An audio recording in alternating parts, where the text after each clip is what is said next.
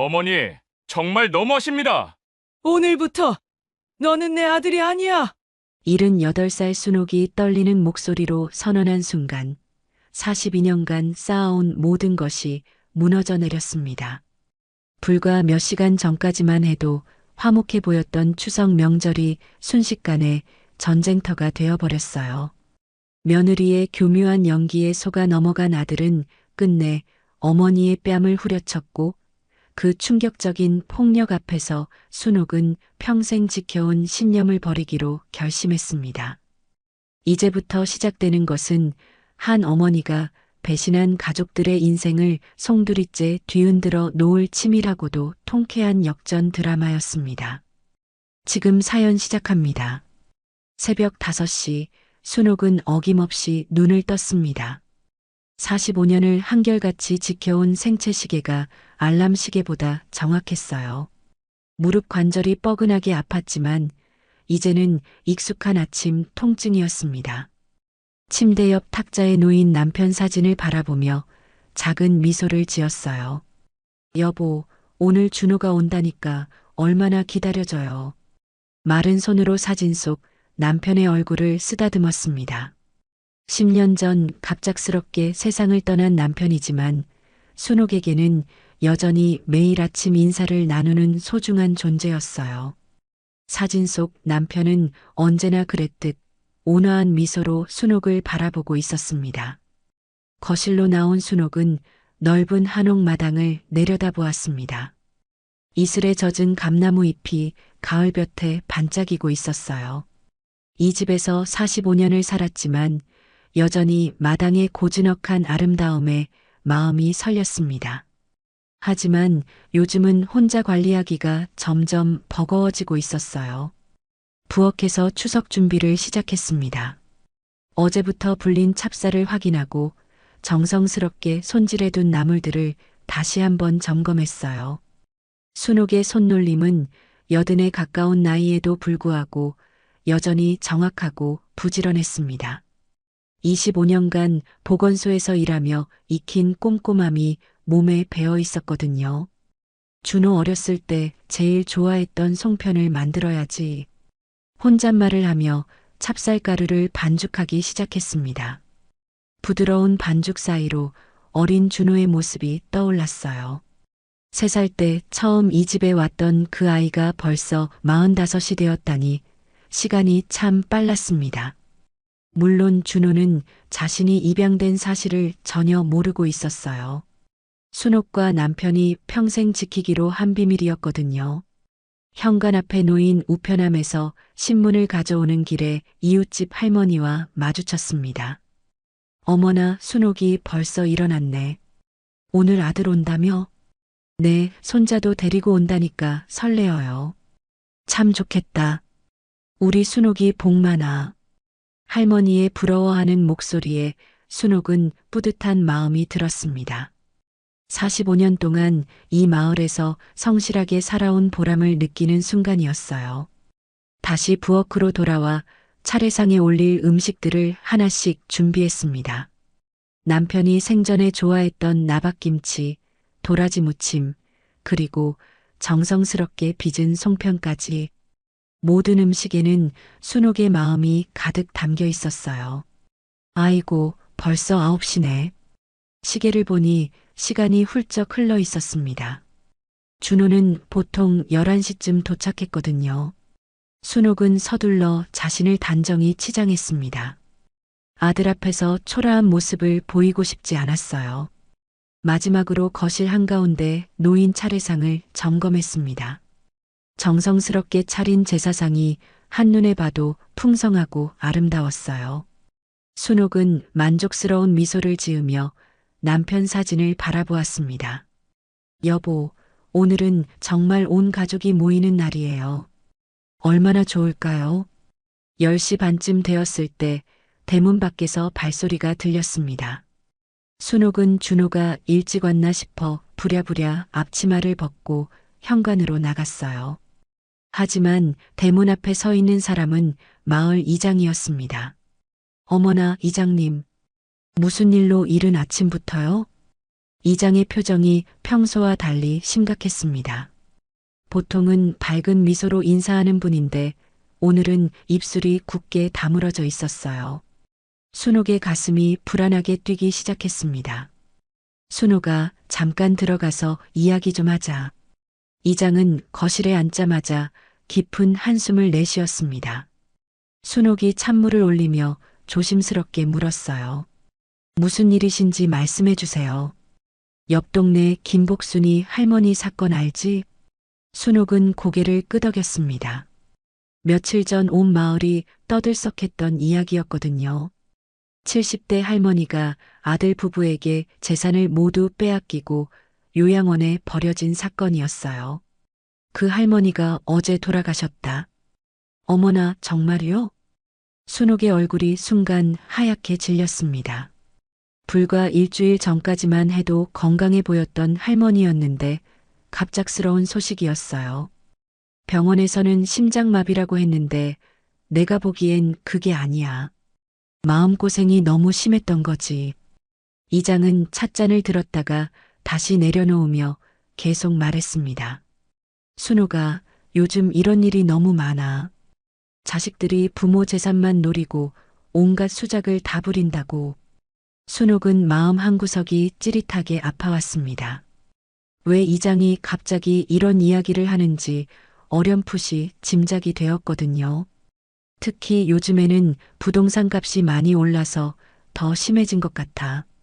우리 마을도 실버타운 들어선다고 하니까 벌써부터 외지 사람들이 와서 기웃거리더라고. 실버타운이요? 아, 순옥이는 모르나? 시에서 발표했는데 우리 마을 뒤쪽 산자락에 대규모 실버타운 짓는다고 했어. 그러면 이 일대 땅값이 몇 배는 뛸 거야. 순옥의 머릿속이 복잡해졌습니다. 자신이 가진 땅과 집이 갑자기 더 많은 돈이 되었다는 뜻이었거든요. 기쁜 일이어야 하는데 왜인지 불안한 기분이 들었어요. 그래서 말인데 순옥이도 조심해야 할 것 같아서 온 거야. 저요? 저한테 무슨 걱정이 있겠어요. 우리 준호는 그런 애가 아니에요. 순옥의 목소리가 조금 높아졌습니다. 이장이 마치 자신의 아들을 의심하는 것 같아서 기분이 상했거든요. 순옥아, 내가 준호를 어렸을 때부터 봐왔으니까 하는 말이야. 요즘 준호 회사 사정이 안 좋다는 소문 들었어. 그런 소문이 어디서 나온 거예요? 며느리가 지난번에 마트에서 신용카드가 안 되더라고. 점원한테 한참 사정하는 걸 봤다는 사람이 있어. 순옥은 가슴이 답답해졌습니다. 준호가 회사 일이 힘들다고는 했지만 그 정도로 어려운 줄은 몰랐거든요. 이장님, 그래도 우리 준호는 어렸을 때부터 착했어요. 제가 키운 아이라서 잘 알아요. 그래, 물론 준호는 착한 애지. 하지만 사람은 돈 앞에서 변하는 법이야. 특히 며느리가 문제일 수 있어. 이장은 목소리를 낮추며 조심스럽게 말했습니다. 순호가, 혹시 며느리가 이 집이나 땅에 대해서 자꾸 물어보거나 그런 적 없어? 순옥은 잠시 생각해 봤습니다. 소영이 가끔 어머님 혼자 이런 큰 집에서 지내시기 힘드시죠라고 말한 적이 있었거든요. 그때는 그냥 걱정해서 하는 말인 줄 알았는데요. 조심해, 순옥아. 세상이 각박해졌어. 이장이 떠난 후 순옥은 한동안 거실에 멍하니 앉아 있었습니다. 창밖으로 보이는 감나무에 붉게 익은 감이 주렁주렁 달려 있었지만 오늘은 왜인지 마음이 편하지 않았어요. 이장의 경고가 계속 머릿속을 맴돌았습니다. 부엌으로 가서 차례상 준비를 계속했지만 손이 자꾸 멈춰졌어요. 문득 서랍에서 낡은 사진첩을 꺼내 들었습니다. 첫 페이지에는 25년 전 보건소에서 찍은 사진이 있었어요. 하얀 간호복을 입고 환하게 웃고 있는 젊은 순옥의 모습이었습니다. 그때가 참 힘들면서도 보람찬 시절이었어요. 새벽 5시에 출근해서 밤 9시까지 일하는 것이 일상이었습니다. 시골 보건소라서 간호사가 해야 할 일이 정말 많았거든요. 주사를 놓는 것부터 시작해서 환자 상담, 예방접종, 심지어 청소까지 모든 일을 다 해야 했어요. 월급은 많지 않았지만 순옥은 매달 꼬박꼬박 적금을 넣었습니다. 남편도 초등학교 교사 월급으로는 넉넉하지 않았지만 둘이 힘을 합쳐 알뜰하게 살았어요. 특히 준호를 입양한 후에는 더욱 열심히 일했습니다. 사진첩을 넘기다가 준호의 어린 시절 사진들이 나왔습니다. 3살 때 처음 이 집에 왔던 날의 사진도 있었어요. 너무 작고 여린 아이였는데 첫날 밤에 계속 울어서 순옥이 밤새 안고 있었던 기억이 났습니다. 엄마. 그때 준호가 처음으로 순옥을 엄마라고 불렀을 때의 감동은 지금도 생생했어요. 친아들이 아니라는 사실은 중요하지 않았습니다. 순옥에게 준호는 세상에서 가장 소중한 아들이었거든요. 하지만 언제부터인가 준호가 변하기 시작했습니다. 대학교에 들어간 후부터였을까요?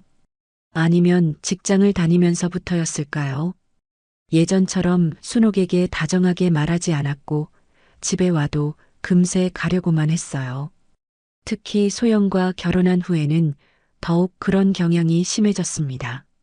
소영은 처음에는 정말 착하고 예의 바른 며느리처럼 보였어요. 시어머니에게 정중하게 인사하고 명절 때마다 선물을 사오고 전화도 자주 했습니다. 그런데 요즘 들어서는 뭔가 달라진 것 같았어요. 소영의 말투나 표정에서 미묘한 변화를 느꼈습니다. 예를 들어 지난번에 순옥이 감기에 걸렸을 때 소영은 어머님, 혼자 계셔서 아프시면 어떻게 해요라고 말했는데 그 말 속에 뭔가 다른 의미가 숨어 있는 것 같았거든요. 순옥은 고개를 저으며 사진첩을 덮었습니다. 괜한 의심을 하고 있는 건 아닐까 싶었어요. 이장의 말 때문에 괜히 예민해진 것일 수도 있었거든요. 시계를 보니 벌써 11시가 다 되어 갔습니다. 준호 가족이 곧 도착할 시간이었어요. 순옥은 서둘러 마지막 준비를 마쳤습니다. 거울 앞에서 자신의 모습을 점검했어요. 78살이지만 아직 정정한 편이었습니다. 간호사 시절에 익힌 규칙적인 생활 덕분에 건강을 잘 유지하고 있었거든요. 다만 요즘 들어 혈압이 조금 높아져서 약을 먹고 있었지만 크게 걱정할 정도는 아니었어요. 은행 통장들을 정리해둔 서랍을 열어보았습니다. 25년간 모은 적금, 남편이 남긴 보험금, 그리고 집과 땅까지 합치면 상당한 재산이었어요. 실버타운이 들어선다면 더욱 값어치가 올라갈 것 같았습니다. 문득 이 모든 것을 준호가 물려받게 될 거라는 생각이 들었어요. 그런데 왜인지 마음이 편하지 않았습니다. 준호가 정말 이 재산을 소중히 여길까 하는 의구심이 들었거든요. 현관에서 차 소리가 들렸습니다. 준호 가족이 도착한 모양이었어요. 순옥은 마음의 불안을 떨쳐내고 환한 미소를 지으며 대문으로 향했습니다. 대문을 열자 준호의 검은색 승용차가 마당에 들어서고 있었습니다. 순옥의 마음이 설레면서도 한편으로는 이상하게 긴장되었어요. 이장의 말이 자꾸 머릿속을 맴돌았거든요. 어머니, 안녕하세요. 준호가 차에서 내리며 인사했습니다. 예전보다 살이 많이 빠진 것 같았어요. 얼굴도 많이 수척해 보였습니다. 뒤이어 소영이 내렸는데 오늘따라 화장을 진하게 하고 비싼 옷을 입고 있었어요. 어머님, 오랜만이에요. 소영의 목소리는 평소보다 더 밝고 상냥했습니다. 하지만 순옥은 왜인지 그 미소가 어색하게 느껴졌어요. 뭔가 억지스럽다는 생각이 들었거든요. 어서 들어와. 차례 준비 다 해놨어. 순옥은 애써 밝은 목소리로 말했습니다. 손자도 보고 싶었는데 오늘은 학원이 있다고 오지 못했다고 했어요. 거실로 들어선 준호와 소영은 정성스럽게 차린 차례상을 보며 감탄했습니다. 하얀 백지에 깔끔하게 놓인 음식들이 정말 정갈해 보였거든요. 어머님, 정말 고생 많이 하셨네요. 소영이 말했지만 그 눈빛은 음식보다는 거실 곳곳을 훑어보는 것 같았습니다. 마치 집안의 가치를 평가하는 듯한 시선이었어요. 차례를 지내는 동안에는 별일이 없었습니다. 준호가 정중하게 절을 올리고 순옥도 돌아가신 남편을 그리워하며 마음을 다했어요. 하지만 차례가 끝난 후부터 분위기가 이상해지기 시작했습니다. 어머님, 이 집 정말 크시죠? 혼자 계시기에는 너무 넓지 않으세요? 소영이 슬쩍 말을 꺼냈습니다. 순옥은 가슴이 덜컥 내려앉았어요. 이장이 했던 말이 떠올랐거든요. 괜찮다. 여기서 45년을 살았는데 어디 가겠니?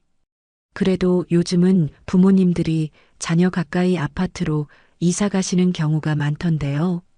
소영이 계속 말했습니다. 준호는 아무 말 없이 차례상을 정리하고 있었지만 귀는 쫑긋 세우고 있는 것 같았어요. 순옥이 부엌으로 가서 차를 끓이고 있을 때였습니다. 소영이 화장실에 간다며 자리를 뜨더니 잠시 후 거실에서 이상한 소리가 났어요. 어머, 이런. 소영의 당황한 목소리가 들렸습니다.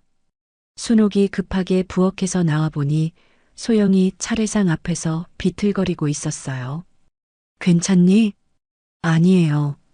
갑자기 어지러워서 잠깐 비틀거렸는데 그 순간이었습니다. 소영이 몸을 가누지 못하는 듯 뒤로 휘청거리더니 차례상 쪽으로 넘어졌어요. 순옥은 재빨리 소영을 붙잡으려 했지만 이미 늦었습니다.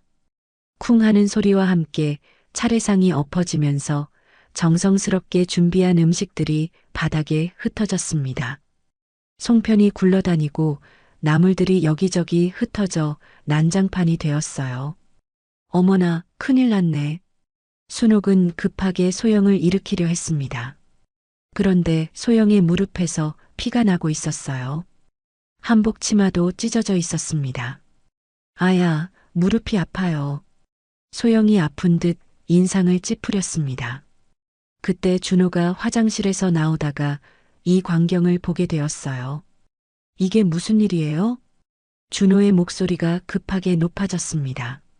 어머님이 저를 밀쳐서 넘어졌어요. 소영이 눈물을 글썽이며 말했습니다. 순옥은 깜짝 놀랐어요. 자신은 소영을 붙잡으려고 했을 뿐인데 밀쳤다니요. 아니야. 내가 언제 밀쳤니? 소영이가 갑자기 넘어져서 내가 붙잡으려고 했어. 어머님, 제가 왜 거짓말을 하겠어요. 분명히 저를 밀치셨잖아요. 소영의 목소리가 점점 떨렸습니다. 눈물까지 흘리기 시작했어요. 준호의 얼굴이 붉어졌습니다. 아내가 다쳐서 울고 있는데 어머니는 변명만 하고 있으니까 화가 난 모양이었어요. 어머니, 소영이가 왜 거짓말을 하겠어요?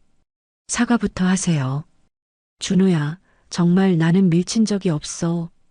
소영 씨가 갑자기 비틀거려서 지금 우리 소영이가 다쳐서 피까지 흘리고 있는데 그런 식으로 말씀하시면 어떻게 해요?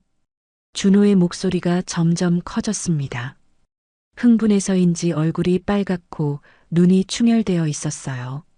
순옥은 억울했지만 일단 며느리가 다쳤으니 치료부터 해야겠다고 생각했습니다. 일단 소영아, 무릎부터 치료해 줄게. 순옥이 약상자를 가져와서 소영의 무릎을 살펴보려 했습니다. 그런데 소영이 몸을 피하더군요. 괜찮아요. 어머님이 치료해 주시는 것보다는 병원에 가는 게 나을 것 같아요. 소영의 말에 준호가 더욱 화를 냈습니다. 목소리가 거칠어지면서 주먹을 꽉 쥐고 있었어요. 어머니, 이게 뭐 하는 짓이에요? 며느리를 밀쳐서 다치게 하고 사과는 안 하고. 준호야, 정말 나는. 됐어요. 말 안 해도 다 알겠어요. 평생 우리를 무시해 왔잖아요. 준호의 목소리가 떨리면서 격해졌습니다. 42년 동안 한 번도 어머니에게 큰 소리 낸 적이 없던 그였는데 오늘은 완전히 달랐어요. 준호야, 무시한 적이 언제 있었니? 너를 위해서 얼마나. 위해서요? 맨날 소영이 흉보고 우리 살림살이 간섭하는 게 저를 위해서예요? 순옥은 가슴이 막혔습니다. 자신이 언제 며느리 흉을 봤다는 건지, 언제 간섭했다는 건지 도무지 이해할 수 없었어요. 아니야, 준호야. 내가 언제 그랬니? 지금도 거짓말 하시네요. 소영이가 얼마나 서러워했는지 아세요? 그 순간 소영이 눈물을 뚝뚝 흘리며 준호의 팔을 잡았습니다. 여보, 그만해요. 어머님도 일부러 그러신 건 아닐 거예요. 하지만 소영의 말은 오히려 기름을 붓는 격이었어요. 준호는 아내가 시어머니를 감싸는 모습을 보며 더욱 화가 치밀었습니다. 어머니, 정말 너무하십니다. 이렇게 착한 며느리를 어떻게 이렇게 대하실 수가 있어요. 순옥이 한 걸음 앞으로 나가려는 순간이었습니다. 준호야, 진정하고 이야기하자. 진정하라고요? 제 아내가 피까지 흘리고 있는데 진정하라고요? 찰싹. 준호의 손이 매서운 속도로 순옥의 뺨을 가로질렀습니다. 얇은 노인의 뺨에 빨간 손자국이 선명하게 남았어요. 순옥은 믿을 수 없다는 표정으로 준호를 바라봤습니다. 시간이 멈춘 것 같았어요. 42년 동안 한 번도 손끝 하나 다치지 않게 키운 아들이 자신의 뺨을 때렸다는 사실이 현실로 받아들여지지 않았거든요. 거실에는 무거운 침묵이 흘렀습니다. 준호도 자신이 한 일에 놀란 듯 손을 바라보고 있었어요. 하지만 이미 돌이킬 수 없는 일이 벌어진 후였습니다. 어머니, 죄송해요. 그런데 정말 너무하시잖아요. 준호의 목소리가 떨렸지만 사과보다는 변명처럼 들렸습니다. 순옥은 아무 말도 할 수 없었습니다. 뺨이 아픈 것보다 마음이 더 아팠어요. 42년 동안 목숨보다 소중하게 키운 아들에게 맞았다는 충격이 온몸을 휩쌌습니다. 어머니, 죄송해요. 준호가 떨리는 목소리로 말했지만 그 사과는 진심보다는 당황한 말처럼 들렸습니다. 순옥은 여전히 뺨을 감싸고 서 있었어요. 뜨겁게 달아오른 뺨보다 가슴이 더 아팠습니다. 그러게요, 어머님. 저도 놀랐어요. 준호 씨가 이렇게까지 할 줄은 몰랐는데. 소영이 눈물을 닦으며 말했습니다. 하지만 순옥에게는 그 말이 오히려 더 상처가 되었어요. 마치 자신이 아들을 그렇게 만들었다는 뜻으로 들렸거든요. 우리 먼저 갈게요, 어머니. 준호가 서둘러 짐을 챙기기 시작했습니다. 아직 차례를 지낸 지 1시간도 안 되었는데 벌써 가려고 하는 거예요. 준호야. 순옥이 간신히 입을 열었지만 목소리가 나오지 않았습니다. 42년 동안 한 번도 이런 일이 없었거든요. 다음에 다시 올게요. 어머니도 생각 좀 해보세요. 준호의 말이 무슨 뜻인지 순옥은 잘 알 수 없었어요. 자신이 무엇을 생각해야 한다는 건지, 무엇을 잘못했다는 건지 도무지 이해할 수 없었습니다. 소영은 준호의 부축을 받으며 절뚝거리면서 현관으로 향했어요. 무릎에 붙인 반창고가 유독 커 보였습니다. 어머님, 다음에는 이런 일 없으시길 바라요. 소영이 나가면서 던진 마지막 말이었어요. 순옥은 그 말의 의미를 곱씹어 봤지만 여전히 납득이 가지 않았습니다. 차 소리가 멀어지고 나서야 순옥은 현실을 받아들일 수 있었어요. 거실은 여전히 엉망이었습니다. 바닥에 흩어진 송편과 나물들, 엎어진 차례상이 마치 전쟁터 같았어요. 순옥은 무릎을 꿇고 흩어진 음식들을 하나씩 치우기 시작했습니다. 손이 떨려서 제대로 집을 수 없었어요. 정성스럽게 만든 송편이 바닥에서 굴러다니는 모습을 보니 눈물이 났습니다. 내가 뭘 잘못했을까? 혼잣말이 저절로 나왔습니다. 아무리 생각해봐도 소영을 밀친 기억이 없었어요. 분명히 넘어지는 소영을 붙잡으려고 했을 뿐인데 어떻게 그게 밀친 것이 되었을까요? 1시간 넘게 걸려서 거실 정리를 마쳤습니다. 차례상도 다시 제자리에 놓고 남은 음식들로 상을 다시 차렸어요. 하지만 아까처럼 정갈하지는 않았습니다. 화장실 거울에서 자신의 모습을 봤을 때 순옥은 깜짝 놀랐어요. 오른쪽 뺨에 빨간 손자국이 선명하게 남아 있었거든요. 손으로 만져보니 아직도 뜨거웠습니다. 준호가 정말 날 때렸구나. 거울 속 자신의 모습이 초라하고 불쌍해 보였어요. 78살 노인이 아들에게 맞았다는 사실이 현실로 다가왔습니다. 저녁 6시가 되어서야 순옥은 제대로 앉을 수 있었어요.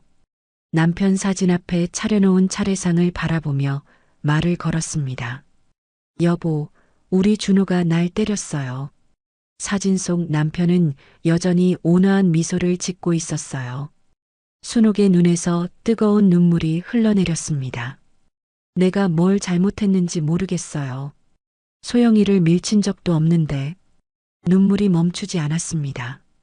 42년 동안 목숨보다 소중하게 키운 아들에게서 이런 대접을 받을 줄은 꿈에도 생각 못했거든요. 그때 현관에서 문을 두드리는 소리가 들렸습니다. 순옥은 급하게 눈물을 닦고 일어났어요. 혹시 준호가 사과하러 다시 온 건 아닐까 하는 희망이 들었습니다.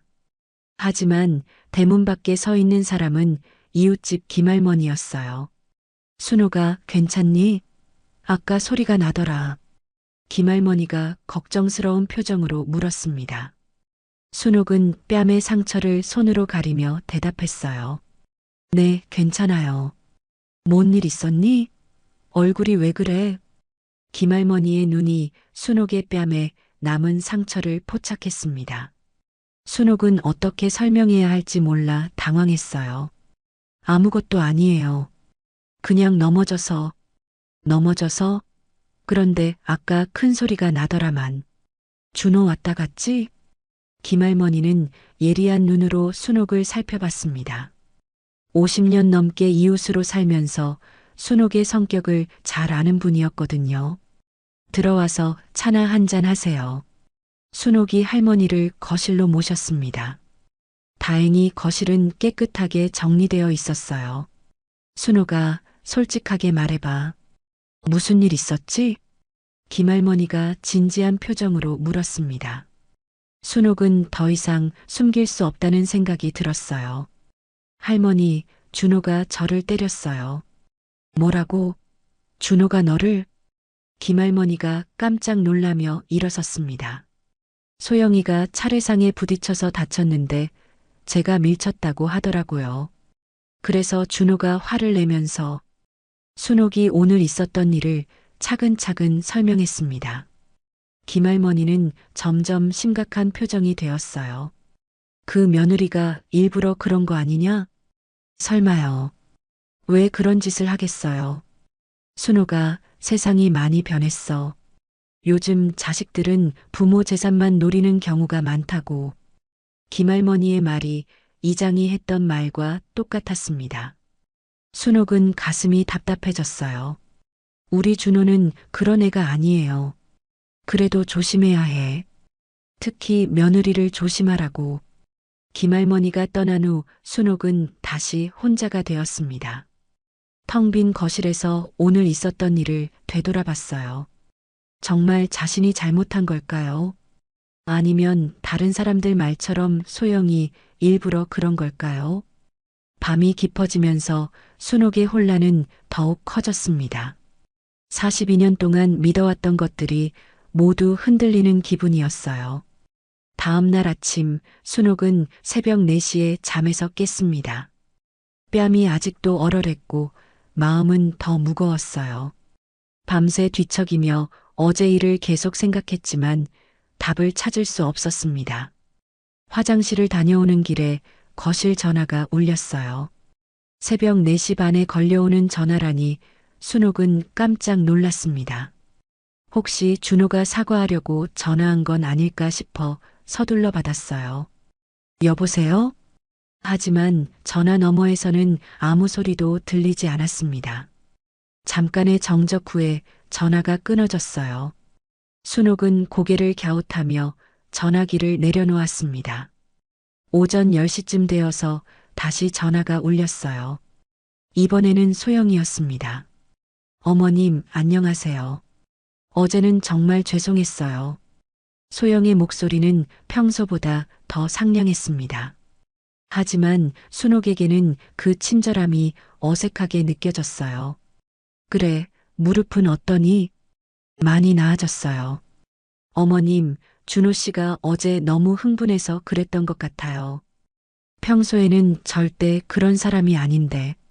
소영이 마치 순옥을 위로하는 것처럼 말했지만 순옥은 이상한 기분이 들었어요. 왜 며느리가 자신을 위로하고 있는 걸까요? 어머님, 혹시 오늘 시간 되시면 저희가 가서 어제 일 정리하고 싶은데요. 정리? 네, 그냥 이야기 좀 하고 싶어서요. 순옥은 뭔가 석연치 않은 느낌이 들었지만 거절할 이유도 없었어요. 그래, 와라. 전화를 끊고 나서 순옥은 마음을 다잡았습니다. 어제 일은 어제 일이고 오늘은 새로운 마음으로 시작하자고 생각했어요. 오후 2시쯤 준호와 소영이 왔습니다. 어제와 달리 둘 다 조심스러운 표정이었어요. 특히 준호는 순옥과 눈을 제대로 마주치지 못했습니다. 어머니, 어제는 정말 죄송했어요. 준호가 고개를 숙이며 사과했습니다. 순옥의 마음이 조금 누그러졌어요. 괜찮다. 다 지난 일이야. 하지만 소영의 태도는 어제와 묘하게 달랐습니다. 무릎 부상 때문인지 살짝 절뚝거렸지만 눈빛은 예리했어요. 거실을 둘러보는 시선이 어제보다 더 세밀했습니다. 어머님, 차 한 잔 드릴까요? 소영이 부엌으로 가겠다고 했지만 순옥이 말렸어요. 아니야, 내가 할게. 너는 다쳤으니까 앉아 있어. 순옥이 부엌에서 차를 우리고 있을 때였습니다. 갑자기 소영의 휴대폰이 울렸어요. 잠깐만요. 소영이 전화를 받으며 현관 쪽으로 나갔습니다. 순옥은 찻잔을 준비하며 별 생각이 없었어요. 그런데 화장실을 다녀오다가 현관 근처에서 소영의 목소리가 들렸습니다. 평소와는 완전히 다른 차갑고 계산적인 목소리였어요. 엄마, 대박이라니까요. 제가 알아보니까 이 동네에 실버타운 확정됐어요. 순옥은 깜짝 놀라 발걸음을 멈췄습니다. 소영이 실버타운에 대해 알고 있었다는 게 신기했거든요. 이 집 땅값이 지금 얼마인지 아세요? 최소 5억은 될 거예요. 실버타운 들어서면 10억도 가능해요. 순옥의 가슴이 쿵 하고 내려앉았습니다. 소영이 자신의 재산을 정확하게 파악하고 있었던 거예요. 문제는 시어머니예요. 완전 고집쟁이라서 어제도 집 얘기만 나왔다 하면 바로 토라지더라고요. 순옥은 숨을 죽이고 더 들어봤습니다. 그래서 어제 연극을 좀 했어요. 차례상에 일부러 부딪혀서 다친 척하고 시어머니가 밀쳤다고 했거든요. 순옥의 온몸이 얼어붙었습니다.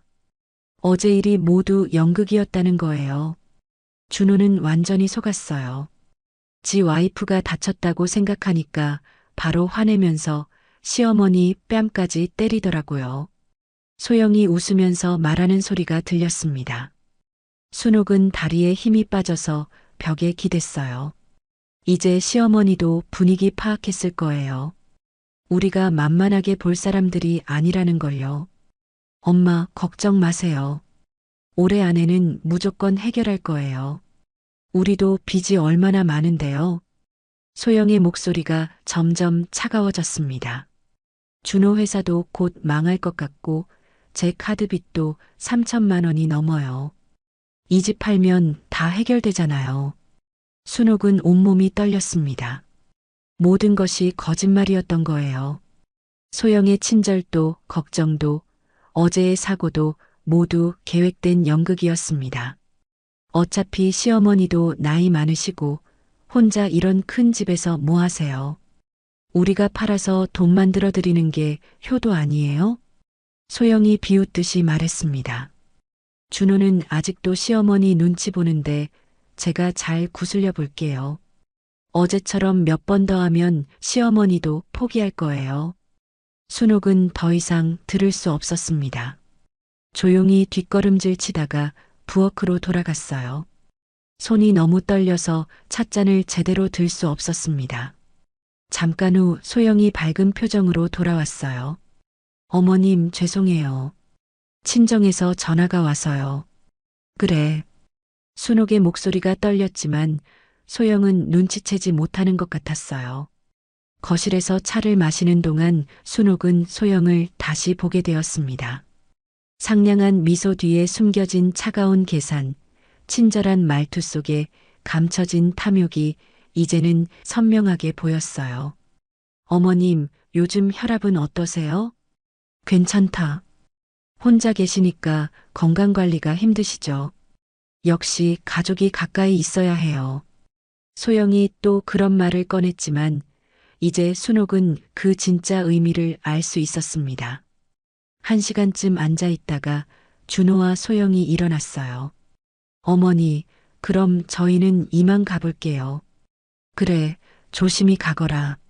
순옥은 애써 평온한 목소리로 말했습니다. 하지만 속으로는 분노가 치밀고 있었어요. 차가 마당을 빠져나간 후 순옥은 거실에 혼자 앉아 있었습니다. 42년 동안 키운 아들이 자신을 때린 것도 충격이었지만 그 모든 것이 며느리의 조작이었다는 사실이 더 큰 충격이었어요. 이제 어떻게 해야 하지? 순옥은 남편 사진을 바라보며 중얼거렸습니다. 이제는 눈물이 나지 않았어요. 대신 마음속에서 차가운 분노가 타오르고 있었습니다. 그날 저녁 순옥은 한잠도 잘 수 없었습니다. 소영의 통화 내용이 계속 머릿속을 맴돌았어요. 차가운 계산과 냉소적인 웃음소리가 귓가에서 떠나지 않았습니다. 새벽 5시 순옥은 침대에서 일어나 거실로 나왔어요. 남편 사진 앞에 앉아 한참 동안 말없이 있었습니다. 여보, 내가 어떻게 해야 할까요? 사진 속 남편은 여전히 온화한 미소를 짓고 있었지만 답을 해주지는 않았어요. 오전 9시쯤 이장이 찾아왔습니다. 평소보다 일찍 온 걸 보니 뭔가 급한 일이 있는 모양이었어요. 순호가 괜찮니? 어제 준호 왔다 갔다며? 이장의 목소리에는 걱정이 가득했습니다. 순옥은 어떻게 설명해야 할지 몰라 망설였어요. 네, 왔다 갔어요. 무슨 일 없었어? 김할머니가 뭔가 이상했다고 하던데. 순옥은 이장의 진심 어린 걱정을 느낄 수 있었습니다. 이 사람은 진짜로 자신을 걱정해 주는 거였어요. 소영의 가짜 친절과는 완전히 달랐습니다. 이장님, 사실은 순옥이 어제 있었던 일을 모두 털어놓았습니다. 차례상 사건부터 준호의 폭력 그리고 소영의 통화까지 하나도 빠뜨리지 않고 이야기했어요. 이장의 얼굴이 점점 굳어졌습니다. 주먹을 꽉 쥐더니 분노로 떨리는 목소리로 말했어요. 이런 나쁜 것들. 순호가 이거 그냥 넘어가면 안 돼. 그런데 뭘 어떻게 해야 할지 모르겠어요. 일단 증거부터 모아야 해. 소영이가 다시 전화하면 녹음해봐. 이장이 자신의 휴대폰을 꺼내서 녹음 기능을 보여줬습니다. 순옥은 그런 기능이 있다는 것도 몰랐거든요. 그리고 내가 아는 사람들한테 도움 요청해 볼게. 혼자 당하지 말고. 이장이 떠난 후 오전 11시쯤 또 다른 방문객이 왔습니다. 순옥의 간호사 시절 동료였던 영숙이었어요. 순옥아, 오랜만이다. 어떻게 지내? 영숙은 순옥보다 2살 어렸지만 함께 20년 넘게 보건소에서 일했던 동료였습니다. 은퇴한 지 10년이 되었지만 여전히 활기차 보였어요. 영수가 어쩐 일로? 이장한테 연락 받았어. 내가 힘든 일이 있다면서? 순옥은 깜짝 놀랐습니다. 이장이 벌써 영숙에게 연락했던 거예요. 우리가 언제 남의 일에 손 놓고 있었니? 같이 일하면서 얼마나 서로 도왔는데. 영숙이 순옥의 손을 꽉 잡으며 말했습니다. 따뜻한 손길에 순옥의 마음이 조금 누그러졌어요. 순옥이 다시 한번 자초지종을 설명하자 영숙의 표정이 심각해졌습니다. 이런 못된 것들. 순옥아, 이거 우리끼리 해결할 문제가 아니야. 법적으로 대응해야 해. 법적으로요?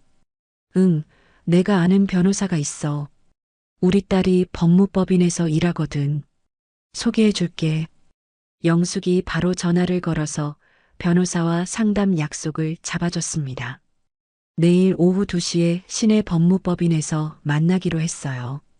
점심시간 즈음에는 또 다른 동료인 정자가 왔습니다.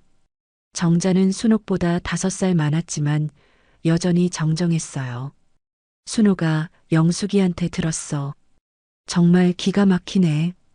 정자는 성격이 불같은 사람이었습니다. 젊었을 때도 불의를 못 참는 성격이었거든요. 우리가 가만히 있을 줄 알아? 그 며느리 혼내줘야겠어. 언니, 그냥 조용히 넘어가면 안 될까요?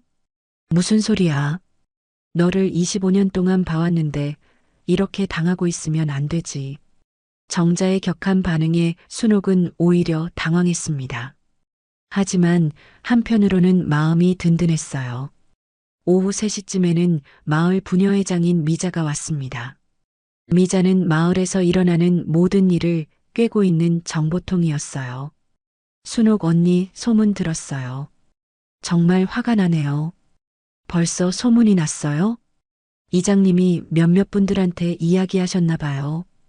다들 언니 편이에요. 미자가 가져온 소식은 놀라웠습니다. 마을 사람들이 모두 순옥을 지지하고 있다는 거였어요.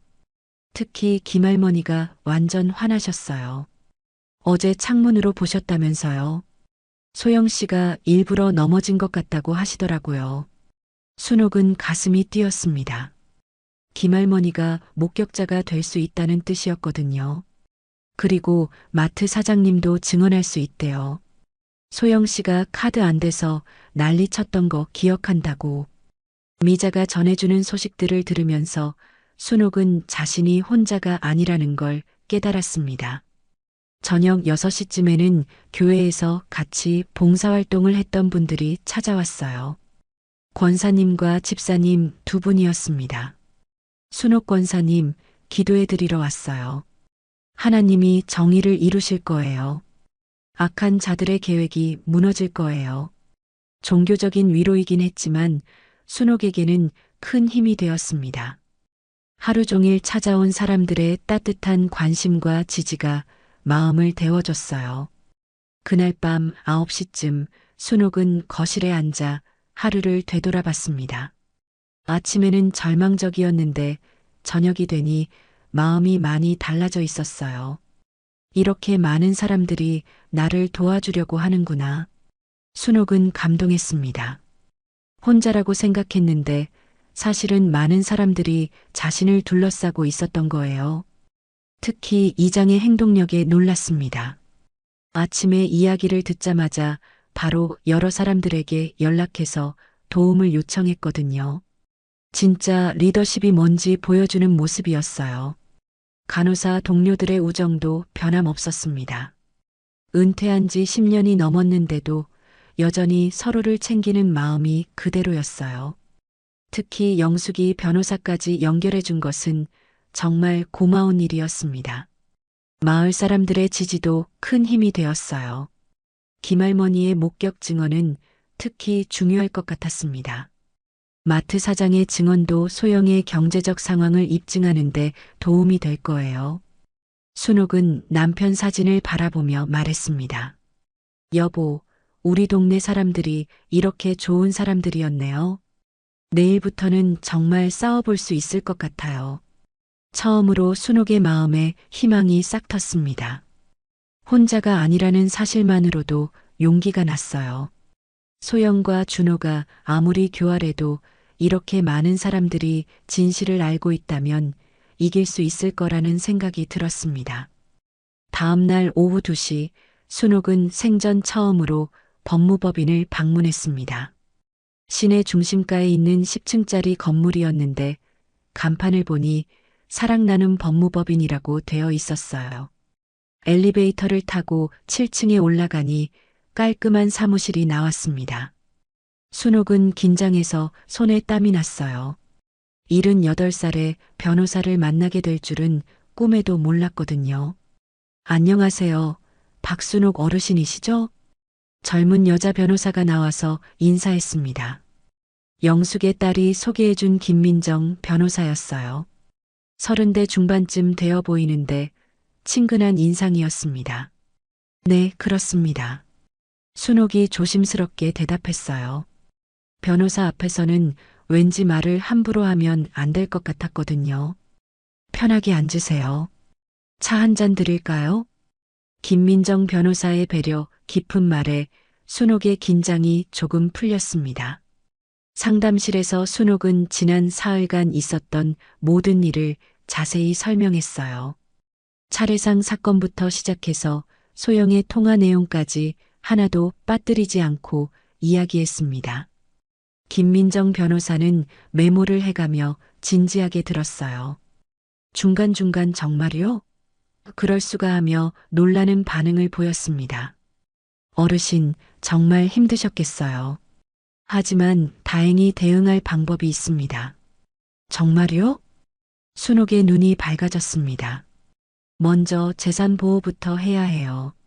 지금처럼 놔두면 나중에 상속 분쟁이 생길 수 있거든요. 김민정 변호사가 설명하기 시작했습니다.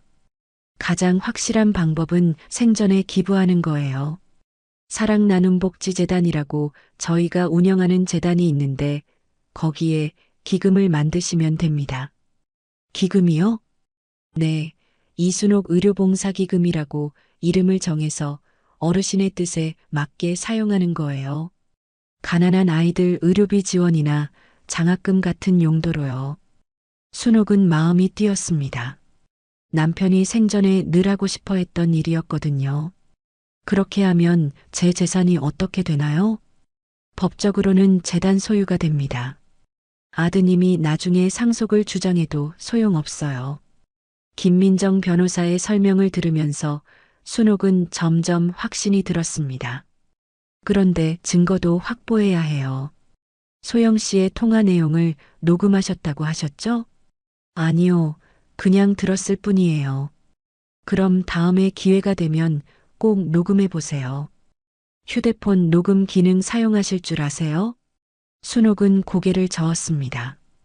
김민정 변호사가 친절하게 녹음 방법을 알려줬어요. 그리고 목격자들도 중요해요. 김할머니 말씀하신 분 증언이 핵심이 될 것 같아요. 1시간 넘게 상담을 받고 나서 순옥은 마음이 많이 정리되었습니다. 혼란스럽기만 했던 상황에 명확한 방향이 생긴 거예요. 집으로 돌아오는 길에 순옥은 이장에게 먼저 들렀습니다. 이장님, 변호사 만나고 왔어요. 어떻던가? 재산을 재단에 기부하면 된대요. 그리고 증거도 더 모아야 한다고 하고요. 이장의 얼굴이 밝아졌습니다. 잘 됐네. 김할머니한테도 말해야겠어. 증인으로 나설 준비하라고. 그런데 이장님, 혹시 소영이가 또 전화하면 녹음할 수 있게 도와주실 수 있나요? 물론이지. 내가 휴대폰 녹음 앱도 깔아줄게. 이장이 순옥의 휴대폰에 직접 녹음 앱을 설치해줬습니다. 사용법도 자세히 알려줬어요. 집에 도착해서 순옥은 재산 관련 서류들을 모두 꺼내서 정리했습니다. 통장, 부동산 등기부등본, 보험 증서까지 하나씩 확인했어요. 이렇게 많이 모았구나. 25년간 간호사로 일하며 모은 적금이 10여 개나 되었습니다. 남편 보험금도 상당했고 집과 땅의 가치도 생각보다 높았어요. 모두 합치면 정말 10억 가까이 되는 것 같았습니다. 그날 저녁 마을 사람들이 순옥의 집에 모였습니다. 이장이 비공식 회의를 소집한 거였어요. 김할머니, 미자, 마트 사장, 그리고 간호사 동료들까지 모두 8명이 왔습니다. 자, 오늘 모인 이유는 다들 아시죠? 이장이 회의를 시작했습니다. 순옥이를 도와서 그 나쁜 며느리한테 당하지 않게 해야 합니다. 당연하죠. 우리 순옥이가 얼마나 좋은 사람인데요. 정자가 분하다는 듯이 말했습니다. 김할머니가 증언할 내용을 정리했어요. 창문으로 본 소영의 행동이 어떻게 의심스러웠는지 자세히 설명했습니다. 분명히 일부러 넘어진 거예요. 제가 70년 넘게 살면서 봐온 눈인데 틀릴 리 없어요.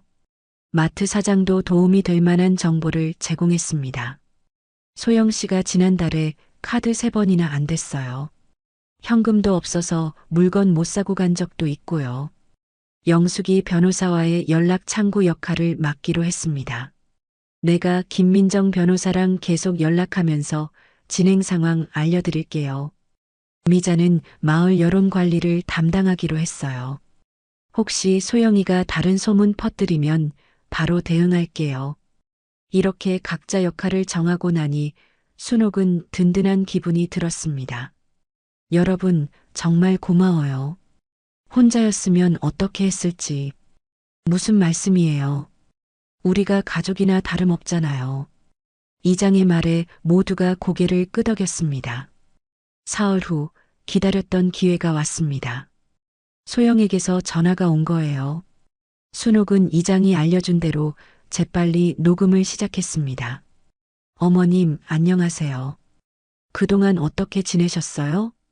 소영의 목소리는 여전히 달콤했지만 이제 순옥에게는 가식으로 들렸어요. 잘 지냈다. 어머님, 사실 준호 씨가 요즘 회사 일 때문에 스트레스가 심해요. 혹시 당분간 저희가 어머님 댁에서 함께 지낼 수 있을까요? 순옥은 깜짝 놀랐습니다. 같이 살자는 제안이었거든요. 갑자기 무슨 소리니? 어머님도 혼자 계시면 외로우시잖아요. 저희가 모시고 살면 좋을 것 같아서요. 순옥은 소영의 진짜 의도를 알 수 있었습니다. 집에 들어와서 더 쉽게 조작하려는 거였어요. 그건 좀 어렵겠다. 왜요? 저희가 뭘 잘못했나요? 소영의 목소리가 조금 날카로워졌습니다. 아니야, 그냥 혼자 사는 게 편해서. 어머님, 그러시면 안 돼요. 가족인데. 대화를 더 나누다가 순옥이 전화를 끊었습니다. 녹음도 성공적으로 되었어요. 바로 이장에게 연락해서 녹음 파일을 들려줬습니다. 야, 이거면 증거로 충분해. 영숙이한테 보내자. 그날 밤 순옥은 오랜만에 편안한 마음으로 잠자리에 들었습니다. 드디어 반격할 준비가 되었다는 생각이 들었거든요. 일주일 후 목요일 오후 순옥은 김민정 변호사와 함께 사랑나눔복지재단 사무실을 방문했습니다. 기금 설립 절차를 마무리하기 위해서였어요. 서류에 마지막 서명을 하는 순간 순옥의 마음이 한결 가벼워졌습니다. 축하드려요, 어르신. 이제 이순옥 의료봉사기금이 정식으로 설립되었어요. 김민정 변호사가 환하게 웃으며 말했습니다. 순옥의 모든 재산이 법적으로 안전하게 보호된 거였어요. 집으로 돌아오는 길에 순옥은 이상하게 후련한 기분이 들었습니다. 마치 오랫동안 짊어지고 있던 무거운 짐을 내려놓은 것 같았어요. 하지만 그 평화는 오래가지 않았습니다. 저녁 7시쯤 현관문을 세게 두드리는 소리가 들렸어요. 순옥이 문을 열자 준호와 소영이 험악한 표정으로 서 있었습니다. 두 사람 모두 얼굴이 상기되어 있었어요. 어머니, 무슨 짓을 하신 거예요? 준호가 대뜸 소리쳤습니다. 평소의 공손한 모습은 온데간데 없었어요. 갑자기 무슨 소리니? 재단에 재산을 기부했다면서요? 우리한테 한마디 상의도 없이? 순옥은 벌써 소문이 났다는 게 신기했습니다. 아마 재단 쪽에서 누군가가 이야기했을 거예요. 내 재산을 내가 어떻게 쓰든 상관없는 일 아니니? 순옥이 차분하게 대답했지만 준호의 분노는 더욱 커졌습니다. 상관없다고요? 저는 외아들인데 왜 상관없어요? 소영이 준호 옆에서 눈물을 글썽이며 끼어들었어요. 어머님, 저희가 뭘 그렇게 잘못했나요? 왜 이렇게까지 하세요? 하지만 이제 순옥에게는 소영의 눈물이 전혀 진짜로 보이지 않았습니다. 모든 것이 연기라는 걸 알고 있었거든요. 소영아, 너희가 뭘 잘못했는지 정말 모르겠니? 순옥의 차가운 목소리에 소영이 잠시 당황했습니다. 저희가 뭘?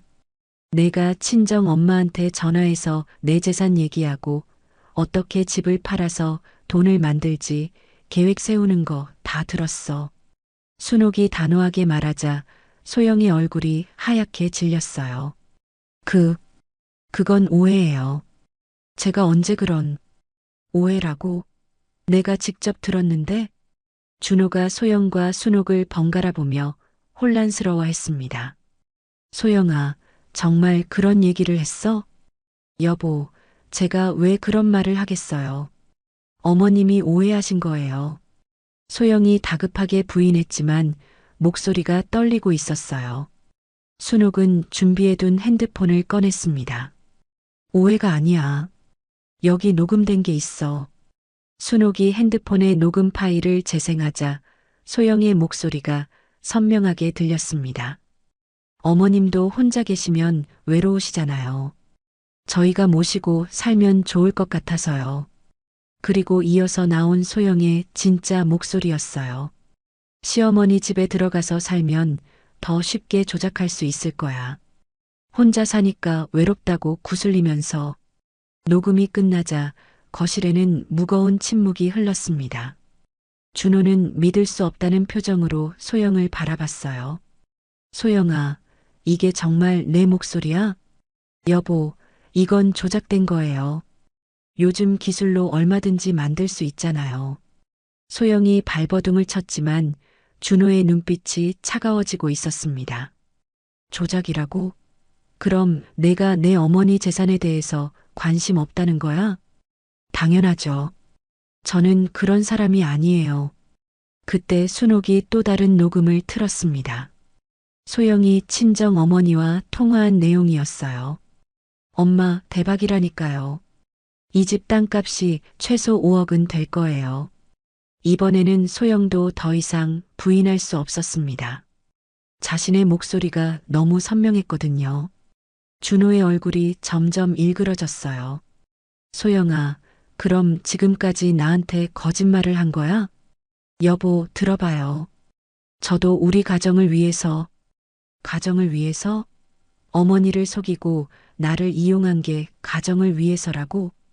준호의 목소리가 점점 높아졌습니다. 분노와 배신감이 뒤섞인 표정이었어요. 그리고 어머니한테 맞은 것도 내가 일부러 연출한 거지? 그건 아니에요. 정말 실수였어요. 실수라고? 차례상에 일부러 부딪힌 것도 실수야? 준호가 소영의 어깨를 붙잡으며 따져 물었습니다.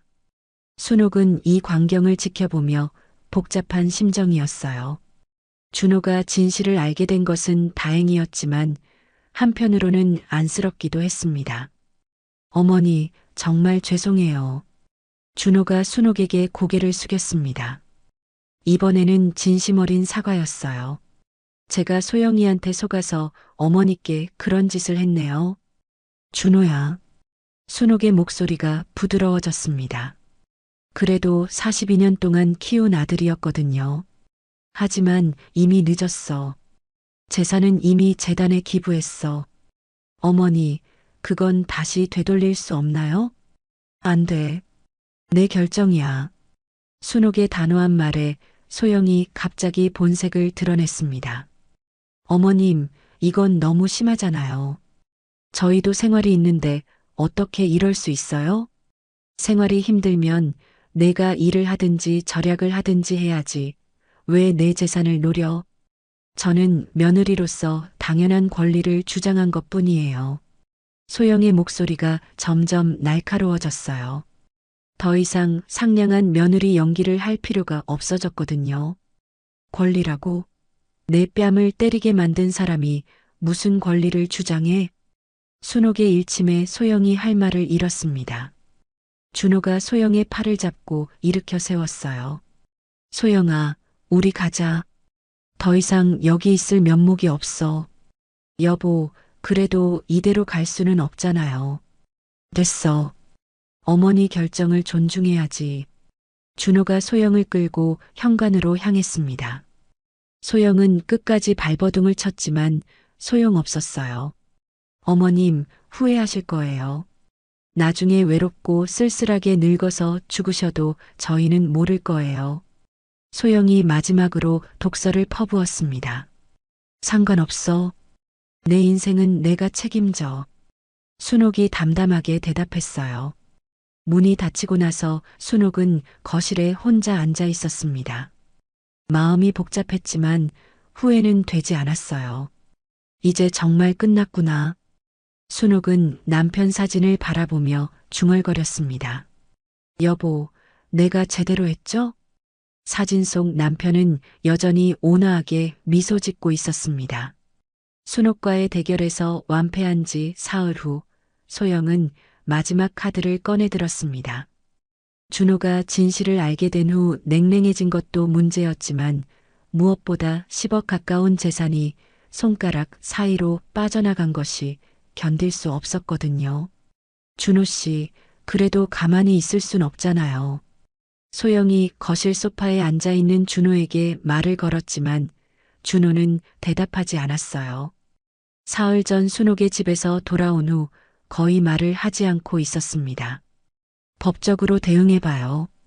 어머님이 아무리 기부하셨어도 아들인 당신한테는 유류분 권리가 있잖아요. 준호가 고개를 들어 소영을 바라봤어요. 눈빛이 예전과 달리 차가웠습니다. 소영아, 그만해. 뭘 그만해요? 우리 빚이 얼마나 많은데요. 회사도 곧 문 닫을 것 같고. 소영의 목소리가 점점 절박해졌습니다. 카드 빚만 3천만 원이 넘었고 준호 회사도 부도 직전이었거든요. 그건 우리가 해결할 문제야. 어머니 재산으로 해결할 생각하지 마. 당신 정말 답답해요. 당신이 어머님을 때리기까지 했는데 아직도 그러세요? 소영이 따지듯 말했지만 준호는 더 이상 흔들리지 않았어요. 그날 밤 소영은 혼자서 인터넷을 뒤지며 변호사를 찾았습니다. 몇 군데 법무법인에 전화해보니 대부분 어려울 거라는 반응이었어요. 하지만 한 곳에서는 가능성이 있다고 했습니다. 다음 날 오전 소영은 준호 몰래 시내 법무법인을 찾았어요. 중년의 남자 변호사가 상담을 해줬습니다. 부인 말씀 들어보니 승산이 아예 없지는 않네요. 정말요? 소영의 눈이 반짝였습니다. 다만 비용이 좀 들어갈 거예요. 착수금만 500만 원 정도. 그 정도야 어떻게든 마련할게요. 소영은 당장 신용카드로 착수금을 결제했습니다. 이미 한개에 가까운 카드였지만 마지막 희망이었거든요. 며칠 후 순옥의 집에 법원 등기우편이 도착했습니다. 유류분 반환 청구 소송 통지서였어요. 이게 뭐야? 순옥이 서류를 보며 당황했습니다. 법률 용어가 어려워서 정확히 무슨 의미인지 알 수 없었거든요. 바로 김민정 변호사에게 전화했어요. 어르신, 예상했던 일이에요. 걱정하지 마세요. 하지만 이기면 어떡해요? 이기지 못할 거예요. 어르신께서 생전 증여를 하신 이상 유류분 대상이 아니거든요. 김민정 변호사의 설명을 듣고 나서야 순옥이 안심했습니다. 하지만 소영은 소송만으로 끝낼 생각이 없었어요. 며칠 후부터 마을에 이상한 소문이 돌기 시작했습니다. 순옥이가 아들을 냉대해서 그런 일이 생겼대. 원래 성격이 까칠하다더라. 며느리를 너무 구박했나 봐. 이런 소문들이 어디서 나왔는지 미자가 조사해 봤어요. 알고 보니 소영이 여기저기 전화를 돌려서 퍼뜨린 거였습니다. 언니 소영이가 완전 조직적으로 움직이고 있어요. 미자가 순옥에게 보고했습니다. 인터넷 카페에도 글을 올렸더라고요. 고집센 시어머니 때문에 고생한다고. 순옥은 기가 막혔어요. 자신을 악인으로 만들려는 소영의 치밀한 계획이었습니다. 더 충격적인 것은 준호까지 소송에 참여했다는 사실이었어요. 이장이 알아본 결과였습니다. 순호가 준호가 원고로 이름을 올렸어. 정말요? 순옥의 마음이 무너져 내렸습니다. 그래도 준호는 진실을 알게 된 후 달라졌다고 생각했는데 결국 소영 편을 든 거였어요. 그날 밤 순옥은 잠을 이룰 수 없었습니다. 42년 동안 키운 아들이 자신을 법정에 세웠다는 사실이 믿어지지 않았거든요. 더 힘든 것은 마을 분위기도 조금씩 바뀌고 있다는 점이었어요. 소영의 여론 공작이 일부 사람들에게는 먹혀들고 있었습니다. 그래도 자식인데 너무한 거 아니야? 아무리 며느리가 미워도 재산을 다 기부하는 건 좀. 이런 소리들이 들리기 시작했어요. 마트에 장을 보러 갔을 때도 사람들의 시선이 예전과 달랐습니다. 동정하는 듯한 눈빛도 있었지만 의심스러워하는 시선도 있었어요. 순옥 씨, 요즘 힘드시죠? 마트 사장이 조심스럽게 물었습니다. 괜찮아요. 순옥이 담담하게 대답했지만 속은 복잡했어요. 마을에서도 분위기가 어수선했습니다. 일부 사람들이 화해해야 한다며 순옥을 압박했거든요. 순옥아, 그래도 가족인데 용서하는 게 어떨까? 아이들 앞에서 이런 싸움 보이는 건 좋지 않아. 이런 말들을 들을 때마다 순옥은 답답했어요. 상황을 제대로 모르는 사람들의 성급한 판단이었습니다. 가장 힘든 것은 건강이 나빠지기 시작했다는 점이었어요. 스트레스 때문에 혈압이 급격히 올라갔고 밤에도 잠을 제대로 잘 수 없었습니다. 어르신, 혈압이 너무 높아요.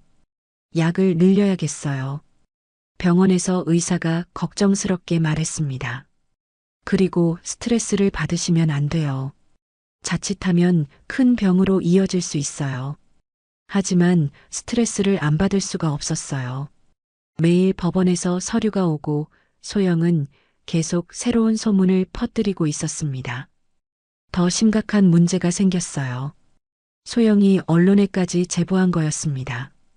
지역 신문에 고집센 시어머니 vs 서운한 며느리라는 제목의 기사가 실렸어요.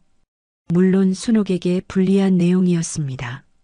노인의 고집이 가족을 해체시키고 있다는 식의 논조였거든요. 기사를 본 순옥은 울고 싶었지만 눈물도 나오지 않았어요. 너무 지치고 지쳐 있었습니다. 이장님, 내가 정말 잘못한 걸까요? 순옥이 이장에게 털어놓았습니다. 무슨 소리야? 내가 뭘 잘못했어? 저 나쁜 것들이 못된 짓을 하는 거지. 이장이 화를 내며 위로했지만 순옥의 마음은 무거웠어요. 하지만 사람들이 다 나를 나쁘게 보는 것 같아요. 그런 사람들은 진실을 모르는 거야. 시간이 지나면 다 알게 될 거야. 그날 밤 순옥은 남편 사진 앞에 앉아 한참 동안 말이 없었습니다. 여보, 내가 너무 고집부린 걸까요? 사진 속 남편은 여전히 온화하게 미소 짓고 있었지만 답을 해주지는 않았어요. 순옥은 처음으로 자신의 결정을 의심하기 시작했습니다. 혹시 정말 자신이 잘못한 건 아닐까 하는 생각이 들었거든요. 신문 기사의 파장은 순옥이 예상했던 것보다 훨씬 컸습니다. 이틀째 되는 날 순옥은 마트에서 충격적인 경험을 했어요. 평소처럼 장을 보러 갔는데 사람들의 시선이 완전히 달라져 있었습니다. 저기 그 할머니 아니야? 신문에 나온. 아들한테 재산도 안 주고 혼자 다 해먹으려는 그 사람? 요즘 노인들이 너무 이기적이야. 사람들의 수군거리는 소리가 귀에 들렸습니다. 순옥은 급하게 필요한 것만 사고 마트를 빠져나왔어요. 가슴이 답답하고 숨이 막히는 것 같았습니다. 집으로 돌아오는 길에 더 속상한 일이 있었어요. 평소 반갑게 인사하던 이웃들이 고개를 돌리거나 못 본 척 지나가는 거였습니다. 순옥 언니. 뒤에서 누군가 부르는 소리에 돌아보니 같은 교회에 다니는 김 집사였어요. 언니 신문 기사 봤어요. 정말 안타깝더라고요. 네. 순옥이 짧게 대답했습니다. 그런데 언니 아무래도 가족 간에 화해하는 게 좋을 것 같아요. 주님도 용서하라고 하셨잖아요. 제가 뭘 용서해야 하나요? 아이고, 언니. 그래도 아들인데 재산을 다 기부해버리시면 어떡해요. 김 집사의 말에 순옥은 더 이상 대답하고 싶지 않았어요. 상황을 제대로 모르면서 성급하게 판단하는 사람들이 너무 많았습니다. 집에 들어와서 순옥은 소파에 털썩 주저앉았어요. 온몸에 힘이 빠지는 것 같았습니다. 마치 온 세상이 자신을 등지는 기분이었거든요. 오후 3시쯤 이장이 찾아왔습니다. 평소와 달리 표정이 어두웠어요. 순옥아, 좀 힘든 소식이 있어. 무슨 일이에요? 마을 부녀회에서 회의했는데 일부 사람들이 내 편에서 돌아섰어. 순옥의 가슴이 쿵 내려앉았습니다. 소영이가 계속 전화로 설득하고 다니더라고. 어떤 사람들은 그래도 자식인데라는 말에 넘어가고. 이장의 말을 들으며 순옥은 절망감이 몰려왔어요. 이렇게 많은 사람들이 소영의 거짓말에 속고 있다는 게 믿어지지 않았습니다. 특히 일부 마을 어른들까지 압력을 넣고 있어. 화해하라고 하는 분들이 많아졌어. 그런 분들도요? 순옥은 충격을 받았어요. 그동안 자신을 믿어주던 어른들까지 돌아선다는 뜻이었거든요. 아마 소영이가 여기저기 전화해서 뭔가 말을 했을 거야. 그날 저녁 마을 경로당에서 늘 함께 시간을 보내던 할머니들이 순옥을 찾아왔습니다. 순옥아, 우리가 와서 하는 말이 좀 그렇지만 경로당 회장인 최할머니가 조심스럽게 말을 꺼냈어요. 할머니, 어서 들어오세요. 순옥이 할머니들을 거실로 모셨습니다. 평소와 달리 분위기가 어색했어요. 순옥아, 가족 간의 갈등이 이렇게 커지는 건 좋지 않아. 네. 그래도 아들인데 용서하는 게 어떨까? 할머니들의 말에 순옥은 가슴이 답답해졌습니다. 다음 날 아침 더 충격적인 소식이 들려왔어요. 영숙이 전화를 걸어왔습니다.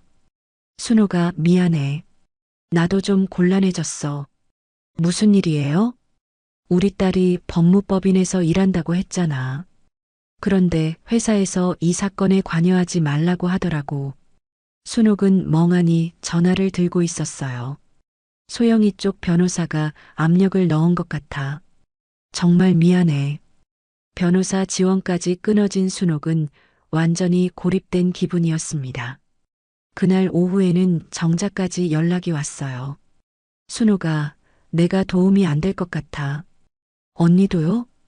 우리 아들이 취직 문제로 힘든 상황인데 이런 일에 관여하면 안 좋다고 하더라고. 하나둘씩 지지자들이 떨어져 나가는 상황이었습니다. 소영의 조직적인 압박이 효과를 보고 있었어요. 저녁에는 병원에서 전화가 왔습니다. 박순옥 어르신, 혈압 수치가 너무 높아서 입원하셔야 할 것 같아요. 입원이요?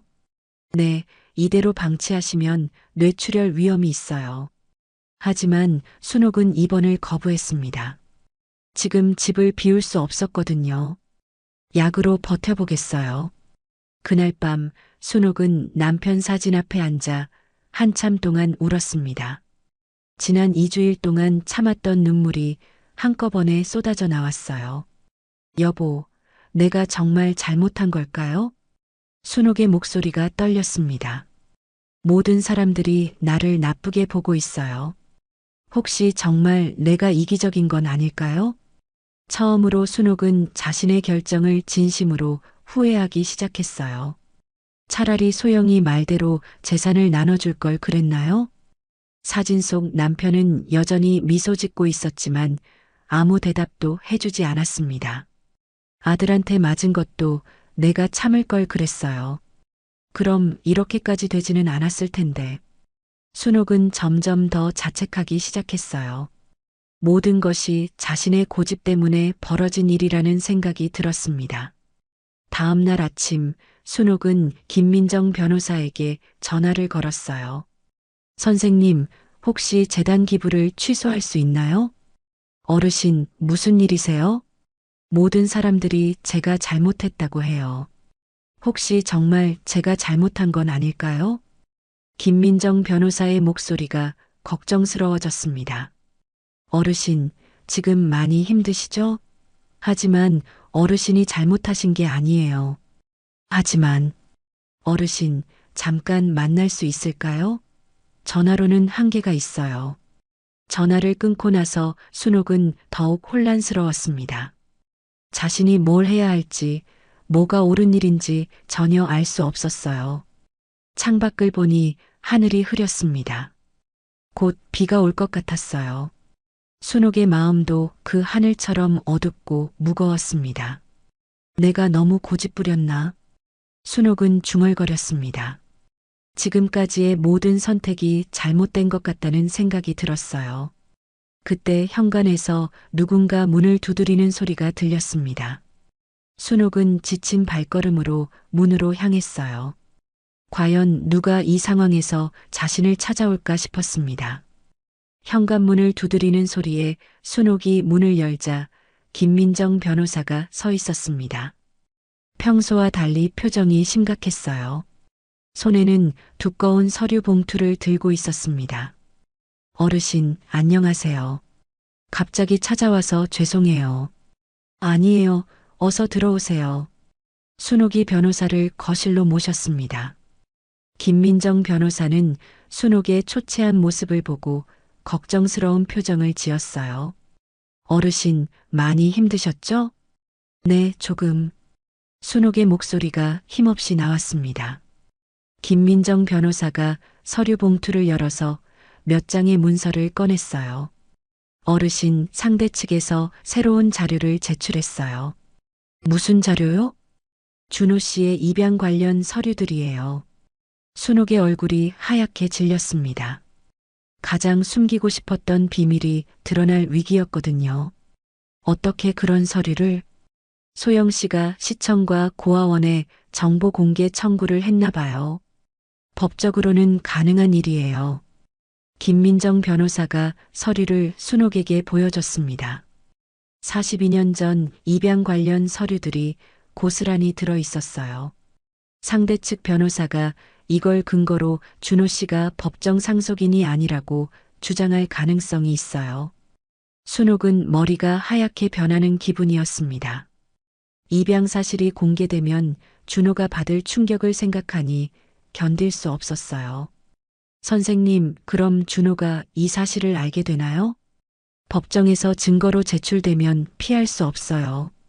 순옥의 눈에서 눈물이 흘러내렸습니다.